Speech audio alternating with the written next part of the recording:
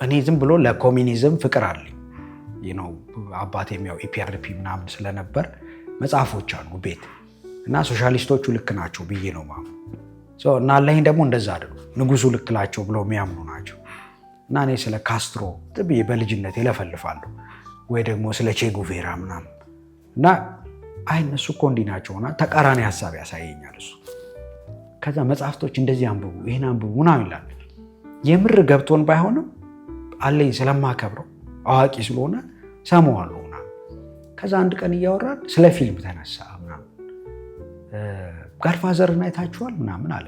አይ ቲንክ 8ኛ ክፍል ነው። ጋድፋዘር የትልቅ ሰው ፊልም ነው፣ በእኛ እድሜ የሚታይ አይደለም። ምንድን ነው ምናምን እንደዚህ።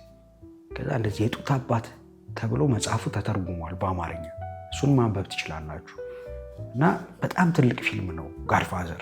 አሌ የሚያደንቀው ፊልም ትልቅ ፊልም ነው ማለት ነው። አሌ አዋቂ ነው ብዬ ስለማስብ እሺ አይዋለሁ እንደዚህ ምናምን አልኩና ከዛ ዳይሬክተሩ አሁን ያኔ አስታውሼ ሳይሆን አሁን ስለማውቀው ነው ነገርሽ፣ ፍራንሲስ ፎርድ ኮፖላ ይባላል እና በጣም ሂዝ ጂኒየስ። ጸሐፊው ደግሞ ማሪዮ ፑዞ። እንደዚህ ዲያር ኒው ኔምስ ለኔ ማላቃቸው ሰዎች ናቸውና እና ኮፖላ ነው ምንድነው የሚያደርገው ምናምን ዳይሬክተር ነው። ዳይሬክተር ምንድነው የሚያደርገው? ዳይሬክተር እንደዚህ ስክሪፕት አለ ጽሁፍ፣ እሱን ተቀብሎ ተዋናዮቹን ይመራል፣ እንደዚህ ያደርጋል እንደዚህ ያደርጋል። ያኔ ነው በቃ በጋድፋዘር ነው ዳይሬክተር ፊልም ከካሜራ ጀርባ የሚለውን ነገር በአዋቂ ሰው አንደበት የሰማሁት።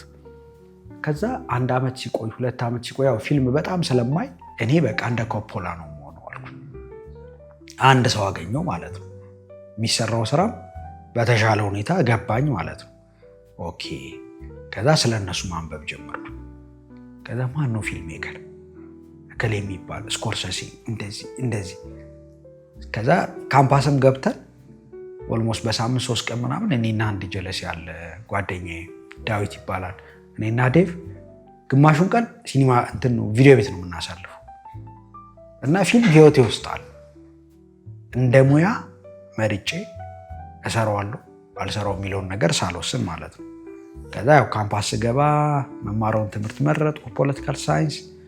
ከዛ ተማርኩና 3ኛ ዓመት ላይ ወሰንኩ ከዚህ በኋላ እኔ ፊልም ሰሪ ነው፣ ፖለቲካል ሳይንቲስት አልሆንም፣ ፖለቲከኛ አልሆንም፣ ሌላ ሙያ አልፈልግም።